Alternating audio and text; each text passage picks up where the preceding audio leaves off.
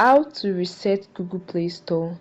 Resetting usually means restoring a device or an app to its original factory setting or a specific earlier state. This can mean clearing the app data and restoring it to default settings. If you are experiencing persistent issues with the Google Play Store, such as crash, errors, or unexpected behavior, resetting the app can help resolve these problems. So guys, follow these easy steps to learn how to reset the Google Play Store on your Android device. Alright, open the Settings app on your device.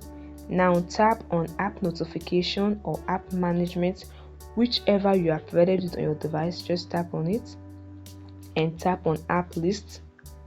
This will show the apps on your phone, the list of apps on your phone. You can just scroll to find Google Play Store or you use the search bar to search for Google Play Store, whichever you prefer. Alright, you tap on it to open it, and this will open the Play Store setting on your device as you can see on the screen. Now tap on the option Storage and Cache.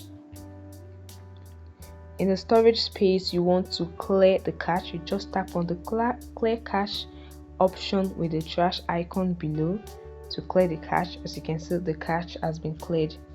After clearing the cache, you can also clear the app data for more thorough research. So you just tap on Clear Storage.